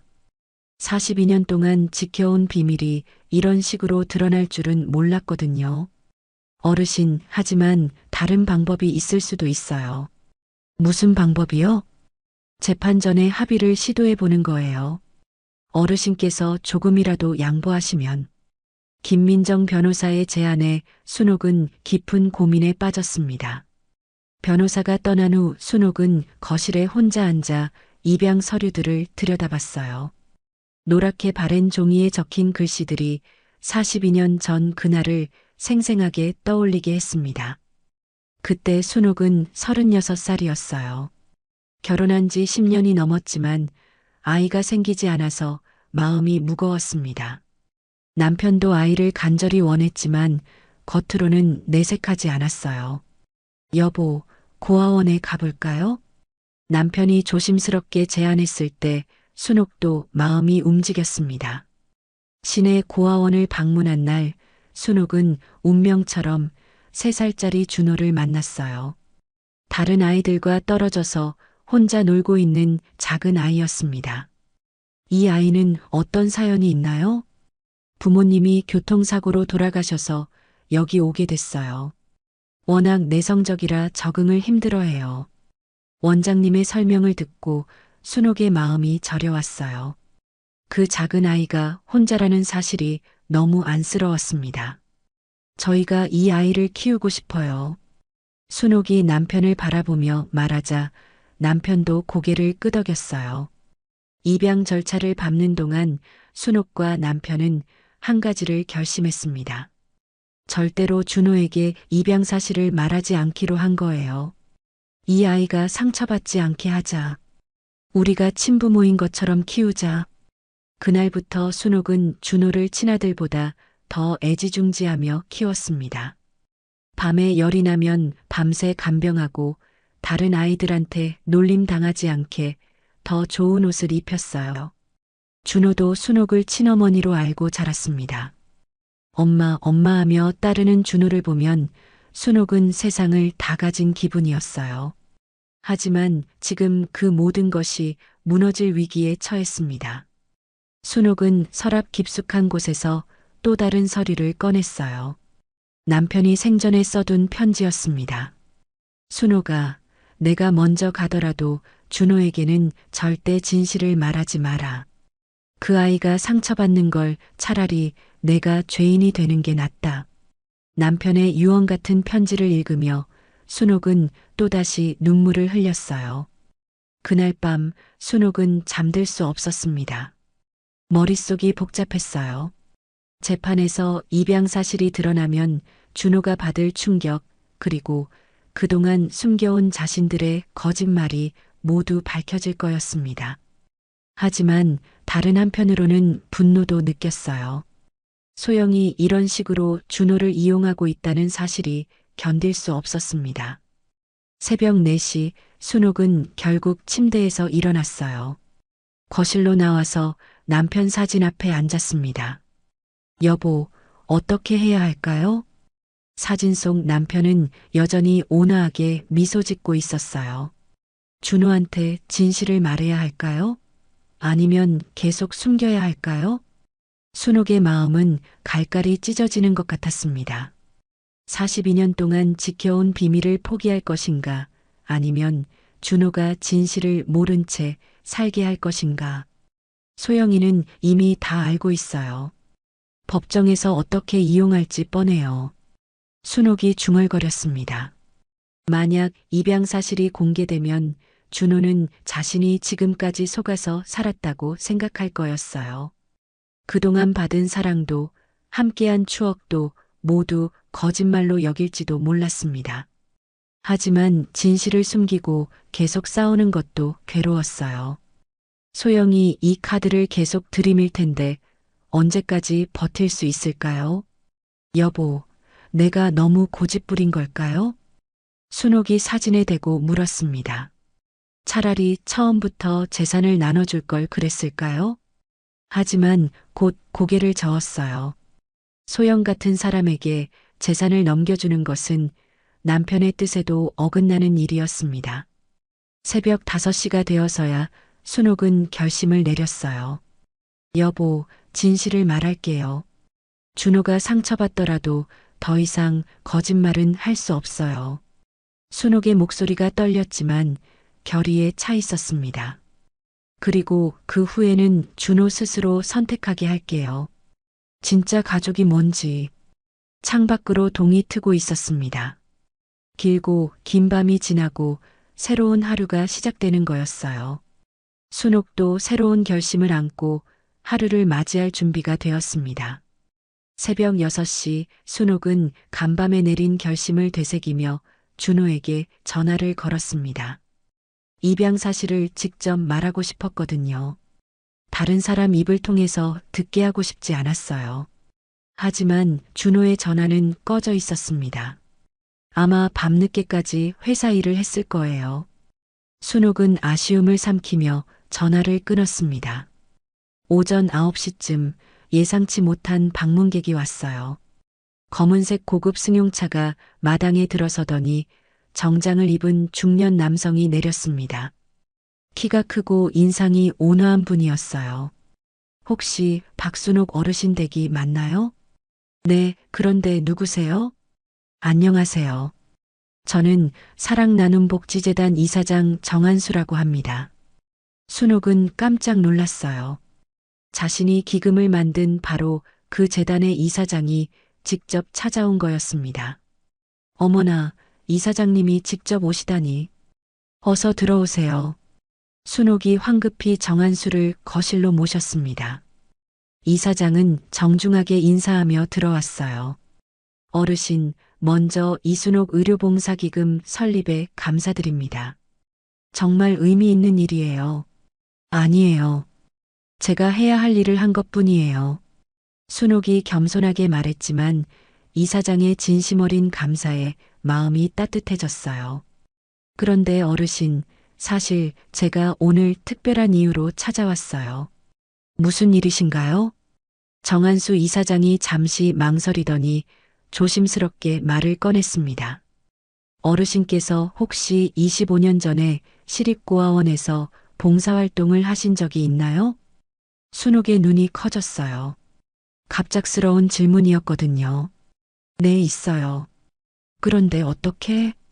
그때 폐렴에 걸린 아이가 있었는데 기억하시나요? 한겨울에 고열로 생사를 오가던 순옥의 기억이 천천히 되살아났어요. 25년 전 겨울, 정말 그런 아이가 있었습니다. 아, 정민이요? 네, 맞아요. 제가 바로 그 정민이에요. 순옥은 믿을 수 없다는 표정으로 정한수를 바라봤어요. 그때 그 작고 여린 아이가 이렇게 훌륭한 어른이 되었다니요. 어머나, 정민이가 이렇게 컸구나. 순옥의 눈에서 눈물이 글썽거렸습니다. 어르신, 저는 어르신 덕분에 살았어요. 정한수의 목소리가 떨렸어요. 그날 밤 제가 고열로 의식을 잃었을 때 어르신께서 밤새 간병해 주셨잖아요. 병원에서도 위험하다고 했는데 순옥은 그날을 생생히 기억했어요. 9살 정민이가 폐렴으로 고생할 때 자신은 밤새 아이 곁을 지켰습니다. 당연한 일을 한 거예요. 아픈 아이를 그냥 둘 수는 없잖아요. 어르신께서 계속 손으로 열을 식혀주시고 물을 먹여주시고 제가 깨어났을 때 처음 본 게 어르신의 따뜻한 미소였어요. 정한수가 감격에 겨워 말했어요. 그 후로 어르신을 찾고 싶었는데 이름도 몰랐고 연락처도 없어서 못 찾았어요. 그런데 이번에 기금 설립 소식을 듣고 혹시 하는 마음에 확인해 봤더니 정말 어르신이시더라고요. 순옥은 감동으로 말을 잇지 못했어요. 그때 도운 아이가 이렇게 훌륭하게 자란 것만으로도 보람이 있었는데 이렇게 다시 만나다니요. 정민아, 아니 이사장님. 정말 잘 자랐구나.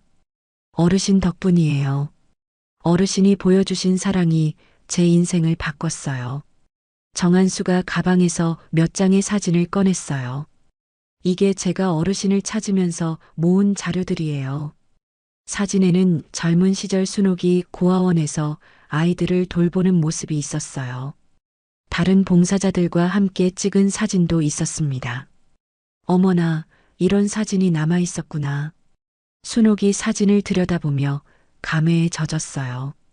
어르신, 그런데 요즘 힘든 일이 있으시다면서요?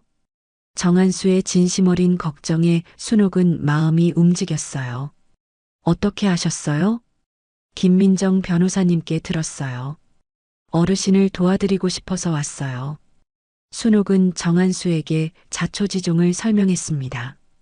소영의 조작, 준호의 폭력, 그리고 입양 사실까지 모든 걸 털어놓았어요. 정한수는 진지하게 들었습니다. 중간중간 분노하는 표정을 보이기도 했어요.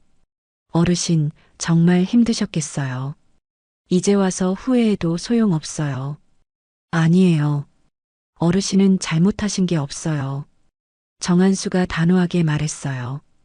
어르신께서 저에게 해주신 것처럼 어려운 아이들을 도우려는 마음이 어떻게 잘못된 일이에요.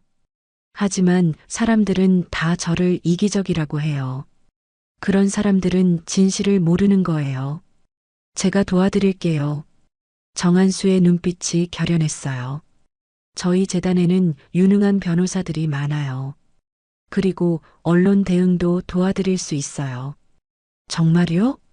순옥의 마음에 희망이 싹 텄어요. 어르신, 저는 어르신께 빚진 사람이에요. 목숨의 은인이시잖아요. 그런 말하지 마세요. 이번엔 제가 어르신을 지켜드릴 차례예요. 정한수가 가방에서 명함을 꺼내 순옥에게 건넸어요. 저희 재단 법무팀장 연락처예요. 최고 수준의 변호사예요. 이사장님, 정말 고마워요. 순옥의 목소리가 떨렸어요. 이렇게 든든한 지원군이 생길 줄은 몰랐거든요. 그리고 어르신, 입양 사실은 걱정하지 마세요. 네. 진정한 가족은 피로 맺어지는 게 아니에요. 사랑으로 맺어지는 거죠. 정한수의 말에 순옥은 가슴이 뭉클해졌어요. 준호 씨도 분명 이해하실 거예요. 어르신의 진심을요. 그럴까요? 확신해요. 42년간 받은 사랑이 거짓일 수는 없어요. 정한수가 일어서며 말했어요. 어르신, 제가 내일 다시 올게요. 저희 법무팀과 함께요. 너무 번거롭게 해드리는 거 아니에요? 전혀요. 이건 제 인생의 숙제였어요. 정한수가 떠난 후 순옥은 오랜만에 마음이 평온해졌어요. 절망의 끝에서 만난 희망이었습니다. 여보, 봤어요? 우리가 도운 아이가 이렇게 훌륭하게 자랐어요. 순옥이 남편 사진에 말을 걸었어요. 이제 혼자가 아니에요. 함께 싸워줄 사람이 있어요. 처음으로 순옥의 얼굴에 환한 미소가 떠올랐습니다. 다음 날 정한수 이사장이 약속대로 재단 법무팀과 함께 찾아왔습니다. 3명의 변호사가 동행했는데 모두 경력이 풍부한 전문가들이었어요. 이들은 순옥의 사건을 면밀히 검토한 후 확신에 찬 목소리로 말했습니다. 어르신, 승소 확률이 90% 이상입니다. 가장 연륜이 있어 보이는 최 변호사가 단언했어요. 순옥은 처음으로 마음이 놓였습니다. 재판 당일 순옥은 정한수와 함께 법정에 들어섰습니다. 방청석에는 이장을 비롯한 마을 사람들이 가득 앉아 있었어요. 김할머니도 증인으로 참석했고 마트 사장과 간호사 동료들까지 모두 와 있었습니다. 반대편에는 준호와 소영이 굳은 표정으로 앉아 있었어요. 소영의 얼굴은 파리했고 준호는 계속 고개를 숙이고 있었습니다. 재판이 시작되자 소영 측 변호사가 먼저 입양 서류를 증거로 제출했습니다. 준호 씨는 입양된 아이입니다. 따라서 법정 상속인으로서의 지위에 의문이 있습니다. 하지만 최 변호사가 즉시 반박했어요. 입양 여부와 관계없이 이 사건의 핵심은 생전 증여의 유효성입니다. 소영 측 변호사가 당황하며 다른 카드를 꺼냈습니다. 피고가 원고를 구박하고 학대했다는 증거들이 있습니다. 그때 김할머니가 증인석에 섰어요. 75살의 할머니였지만 목소리는 또랑또랑했습니다. 저는 추석날 창문으로 모든 걸 다 봤어요.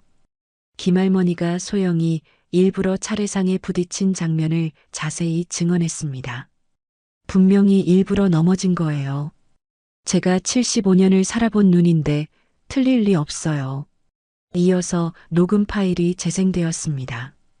소영이 친정어머니와 나눈 대화가 법정에 울려 퍼졌어요. 시어머니 재산이 최소 5억은 될 거예요. 실버타운 들어서면 10억도 가능해요. 소영의 계산적인 목소리에 방청석에서 한숨소리가 들렸습니다. 마트 사장도 증언대에 섰어요. 소영 씨가 카드가 안 돼서 물건을 못 사고 간 적이 여러 번 있었어요. 경제적으로 많이 어려워 보였어요. 모든 증거가 소영의 거짓말을 입증하고 있었습니다. 마지막으로 정한수가 증언대에 섰어요. 저는 정한수입니다. 박순옥 어르신께서 제 목숨을 구해주신 사람입니다. 그는 25년 전 고아원에서의 일을 감동적으로 증언했습니다. 어르신은 평생을 남을 돕는 일에 써오셨어요. 그런 분이 이기적일 리 없습니다. 법정의 분위기가 완전히 바뀌었어요. 소영 측 변호사가 마지막 발악으로 입양 사실을 들고 나왔지만 순옥이 직접 증언대에 섰습니다. 네, 맞습니다. 준호는 제가 3살 때 입양한 아들입니다. 방청석이 술렁거렸지만 순옥의 목소리는 당당했어요. 하지만 42년간 제가 쏟은 사랑은 진짜였습니다. 피가 섞이지 않았어도 진정한 가족이었어요. 준호가 충격에 빠진 표정으로 순옥을 바라봤습니다. 어머니, 정말인가요? 그래, 준호야. 늦었지만 진실을 말하고 싶었어. 순옥의 눈에서 눈물이 흘렸습니다. 미안해. 숨겼던 거 미안해. 하지만 너를 사랑했던 마음만큼은 거짓이 아니었어. 준호도 눈물을 흘리기 시작했어요. 42년간 받은 사랑이 가짜였을 리 없다는 걸 마음으로 알고 있었거든요. 판사가 최종 판결을 내렸습니다. 원고의 주장에는 근거가 부족하며 피고의 생전 증언은 정당한 권리 행사입니다. 원고의 청구를 기각합니다. 순옥의 완전한 승리였습니다. 소영은 절망한 표정으로 법정을 빠져나갔고 준호는 순옥에게 다가와 무릎을 꿇었어요. 어머니, 정말 죄송해요. 1년 후 또다시 추석이 찾아왔습니다. 순옥의 한옥마당은 작년과는 완전히 다른 활기로 가득했어요. 이순옥 의료봉사기금을 받는 15명의 아이들이 가족처럼 모여 있었습니다. 할머니, 저희가 송편 만드는 거 도와드릴게요. 12살 지은이가 앞치마를 두르며 말했습니다. 이 아이는 심장병 수술비를 지원받아 건강을 되찾은 첫 번째 수혜자였어요. 그래, 고맙구나. 순옥이 환하게 웃으며 아이들에게 송편 빚는 법을 가르쳤습니다. 작은 손으로 정성스럽게 소를 넣는 아이들의 모습이 사랑스러웠어요. 마당 한쪽에서는 정한수가 다른 아이들과 함께 윷놀이를 하고 있었습니다. 그는 이제 순옥에게 진짜 아들 같은 존재가 되어 있었어요. 할아버지, 이번엔 우리 팀이 이길 차례예요. 아이들의 제잘거리는 소리에 정한수가 기분 좋게 웃었습니다. 좋아, 한번 해보자. 오후 3시쯤 대문에서 조심스럽게 차 소리가 들렸어요. 순옥이 고개를 돌려보니 준호가 홀로 차에서 내리고 있었습니다. 1년 전과 달리 그의 모습은 많이 달라져 있었어요. 한결 여윈 모습이었지만 눈빛은 맑았습니다. 어머니, 안녕하세요. 준호가 조심스럽게 인사했습니다. 작년 재판 이후 소영과 이혼한 그는 홀로 새로운 삶을 시작하고 있었어요. 준호야, 왔구나. 순옥의 목소리에는 따뜻함이 담겨 있었습니다. 입양 사실이 공개된 후 오히려 모자 관계는 더욱 진실해졌거든요. 어머니, 아이들이 이렇게 많이 와 있네요. 준호가 마당을 둘러보며 감탄했습니다. 우리 가족들이야. 모두 소중한 아이들이지. 순옥이 자랑스럽게 말했어요. 준호는 어머니의 얼굴에서 진정한 행복을 읽을 수 있었습니다. 아이들이 준호를 둘러싸며 호기심 어린 눈으로 바라봤어요. 할머니, 이분이 할머니 아드님이에요? 그래, 내 아들 준호야. 순옥이 준호의 어깨에 손을 올리며 소개했습니다. 준호의 눈에서 눈물이 글썽거렸어요. 1년 전까지만 해도 자신이 진짜 아들인지 의심했는데 이제는 확신할 수 있었습니다. 얘들아, 인사해봐. 안녕하세요, 삼촌. 아이들의 맑은 인사에 준호의 마음이 따뜻해졌습니다. 저녁 식사 시간, 큰 상에 둘러앉은 가족들의 모습은 정말 아름다웠어요. 혈연으로 맺어지지 않았지만 사랑으로 하나 된 진정한 가족이었습니다. 할머니, 저 대학교 합격했어요. 고3인 민수가 기쁜 소식을 전했습니다. 어머나, 정말 축하해. 할머니 덕분이에요. 장학금 받지 못했으면 포기했을 거예요. 순옥의 가슴이 뿌듯했습니다. 이런 순간을 위해 모든 걸 포기했다는 생각이 들었어요. 식사를 마친 후 순옥은 준호와 단둘이 마당을 걸었습니다. 준호야, 행복하니? 네, 어머니. 처음으로 진짜 행복해요. 준호가 진심으로 말했습니다. 소영과 이혼한 후 힘든 시간도 있었지만 이제는 정말 자유로워졌거든요. 어머니는 어떠세요? 나도 행복해. 이렇게 많은 아이들과 함께하니 외롭지도 않고. 순옥이 마당에서 뛰어노는 아이들을 바라보며 미소 지었어요. 어머니, 그동안 정말 죄송했어요. 이제 그런 말 하지 마. 우리 둘 다 새로운 시작을 하는 거야. 해질 무렵 아이들이 하나둘 집으로 돌아갔습니다. 모두 행복한 표정이었어요. 할머니, 다음 주에도 올게요. 그래, 기다리고 있을게. 순옥이 아이들을 배웅하며 손을 흔들었습니다. 준호도 떠날 시간이 되었어요. 어머니, 다음 주에 다시 올게요. 그래, 조심히 가거라. 준호의 차가 대문을 빠져나간 후 순옥은 거실에서 남편 사진 앞에 앉았습니다. 여보, 봤어요? 우리 꿈이 이루어졌어요. 순옥의 목소리에는 만족과 평화가 가득했어요. 아이들도 잘 자라고 있고 준호도 진짜 내 아들이 됐어요. 창밖으로는 가을달이 밝게 떠올랐습니다. 순옥의 얼굴에는 세상에서 가장 평온한 미소가 떠올라 있었어요. 정말 고마워요, 여보. 당신 덕분에 이렇게 행복할 수 있었어요. 그녀는 마침내 진정한 가족의 의미를 깨달았습니다. 피로 맺어진 관계가 아니라 사랑으로 이어진 인연이 진짜 가족이라는 것을요. 한옥 마루에 앉아 달을 바라보는 순옥의 모습은 고요하고 아름다웠습니다. 폭풍 같았던 지난 1년을 뒤로하고 이제 그녀에게는 평화로운 일상과 사랑하는 가족들이 있었어요. 순옥은 진정한 승리가 무엇인지 알게 되었습니다. 그것은 재판에서 이기는 것이 아니라 진심으로 사랑할 수 있는 사람들을 곁에 두고 사는 것이었어요. 지금까지 한 가족의 드라마 같은 이야기를 들어주셔서 감사합니다. 이 가족에게 하고 싶은 이야기가 있거나 응원을 해주고 싶다면 댓글 달아주세요. 그럼 오늘도 건강한 하루 되시고 다음에도 좋은 이야기로 찾아오겠습니다. 인생은 드라마였습니다.